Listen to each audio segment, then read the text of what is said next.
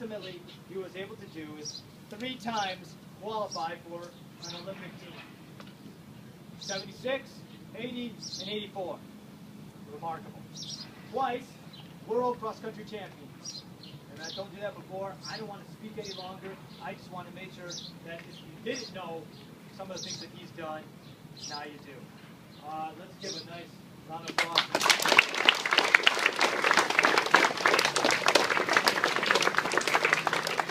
Good morning, everybody. Good morning. It's nice to be here. I know that you read about famous runners in magazines and books, but most of them maybe come from another part of the country. But I am so proud to tell you that I am from your home state. I am from Illinois. I'm from southern Illinois, down by St. Louis. And yes, I am a Cardinal fan. I'll root for the Cubs as long as they're not playing the Cardinals. But I'm a Cardinal fan. And I guess I root for the Blues too, but I saw a championship last night. How many watched the game last night? Good. Let's hear it.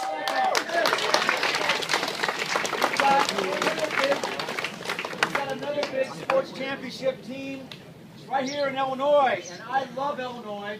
I grew up in southern Illinois. We always thought of Chicago as that big city far up north, where it was legendary, where they had these athletes. And then when I got to high school, and I did not start running until I was in high school. I started running the day after my 14th birthday. We didn't have junior high track or cross country. I played baseball and basketball. But a junior high, 8th grade basketball coach spotted my running ability and encouraged me to go into it. And I found out that God gifted me with a certain amount of talent. And I did have some natural ability. But I also learned in this business that you still have to develop that talent. And or in high school at least, that as a high school cross-country runner, an average ability person that worked hard could often beat someone with far more talent. Now that doesn't always happen in baseball, basketball, or football. You know, some of those sports, talent wins. But in this sport at the high school level, and if anybody should know that, Elmhurst should. You can take a kid with average talent that will work really, really hard, and suddenly they can compete for a state championship. And that's what's special about the cross country in general. Well, I should say distance running in general and cross country in particular, is that you are in a sport where hard work pays off. But it's hard work over time. The fact that you all are out here in June. You don't get to Detweiler Park in Peoria in November if you're not out here in June. Certainly no later than July 1, which is almost upon us. But I learned that my first year of running, I did not make it to state as a freshman. I came in like 8 in sectionals and like top 6 wins. I missed out. But I did make it in track. But when I got to the state meet in Peoria my sophomore year in cross country, it was undefeated. And Illinois has such a proud tradition. I want you all to know that not only does York and Elmhurst have a strong tradition in cross country, but the state of Illinois does, annually, whether you know it or not. Illinois is one of the top 3 states in the country in terms of distance runners at the high school level. So you are coming up not only through a legendary high school program, you are coming up from a state that has produced national champions, that has produced conference champions, that has produced Olympians, and has produced world champions. And I want you to be proud that you're part of that system. That you're not only coming up through the Elmhurst-York system, but you're coming up to a state that is legendary because it has produced some of the best male and female runners of all time in America came right through this state. So you are part of something bigger. And I want you to understand and appreciate that you're just the next generation to carry the torch. You're the relay. When you say stick, they give you the stick, and it's your turn to carry that baton and see how far you can go from Elmhurst into the state of Illinois. I became a 2-time cross-country champion my junior senior year in cross-country. Ran in Peoria, which was 3 miles.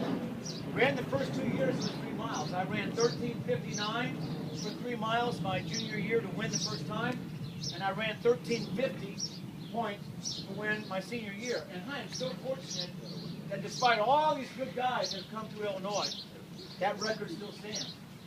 But I learned that God gave me the ability, but it was up to Craig to go shape it. And I had to go out every day. And I learned between my freshman and sophomore year that I had to run that summer. And I learned my sophomore year that I had to run that weekend.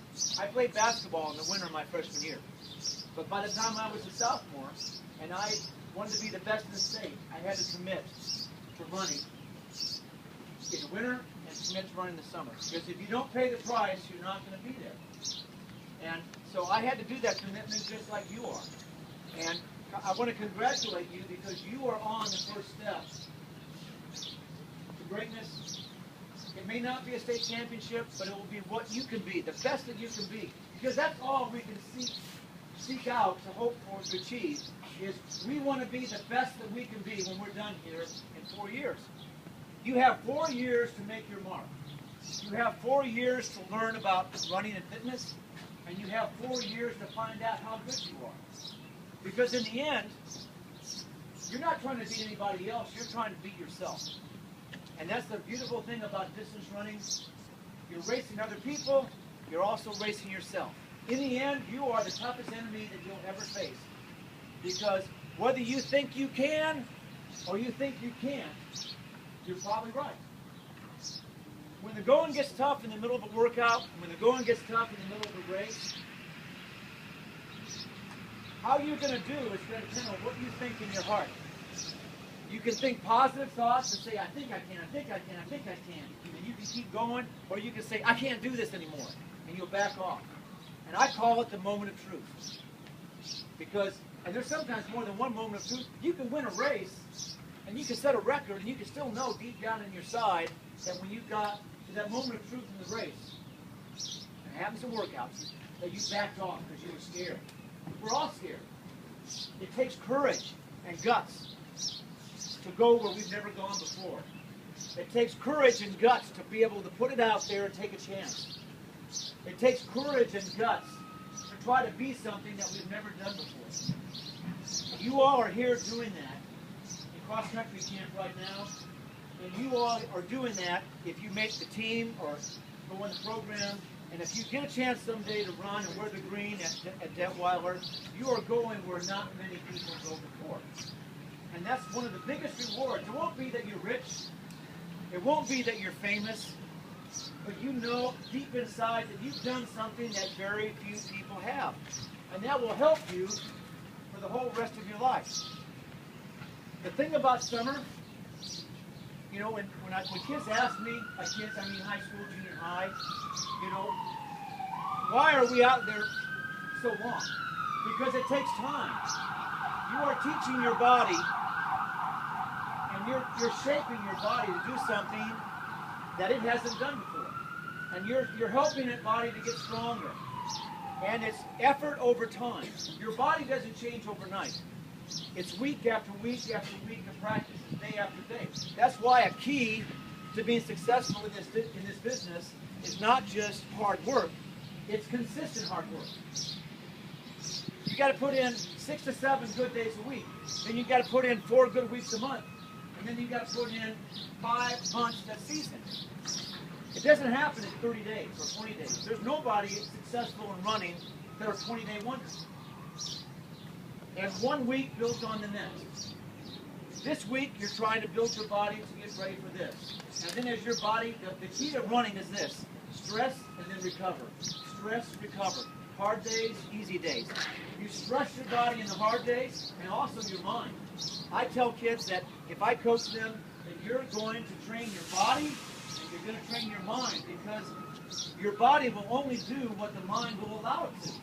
Because the biggest limiting factor right now is your brain. And so you got to train your brain and train your body. And by gosh, you can do that, and the first step is here. But it takes weeks, and it takes months, and really, ladies and gentlemen, it takes 4 years. Where you start as a freshman and where you end up as a senior is worlds apart. but it's because you put those weeks in there, week after week and month after month. Your body adjusts, it grows, and it adapts. Your mind opens up to new possibilities. You think, gosh, last year I broke 11 minutes, now I'm trying to break 10. And you do that. And you learn that if you set a reasonable goal and work hard, often you can get there. And you will learn that lesson in life that will help you no matter what you do. It's the same approach, the same attitude. It's the attitude of a champion. You may not always be first, but you can have the attitude of a champion. And you learn that by coming to practice every day, putting in the work, and enjoying the rewards that have to come from improving. And that's what being a champion is all about, even if you don't finish first. You all are champions because you've got heart, because you've got guts, because you've got commitment, and because you're here. And someday you're going to be the Dukes of York, and some of you are going to get the chance to carry that green flag out there and say, we're the best, come beat us if you can. I know what it is to be a champion. I know what it is to be a marked man. I know what it is to carry tradition and have pressure. But I also know what it is that you've got that edge in those people because you know that others came before you and did it, and it's going to be your turn, and you can do it too. So congratulations for coming out here today. I'm going to run with you what I can. I've got a bad knee, so I'll run, I'll ride the bike. But I'm so happy to be a part of the Elmhurst tradition and to finally get here in front of the young men and women that will go on to the next generation, so that when I go to Detweiler Park in November, either this year or next year or the year after that, and I see the long green line, I know that I'm going to have spoken to some of those kids at summer running camp. And it will make me feel good that I saw the tradition extend. And I could be just a little bitty part of it and share that with you. Thank you very much. Good luck on the team this year, okay?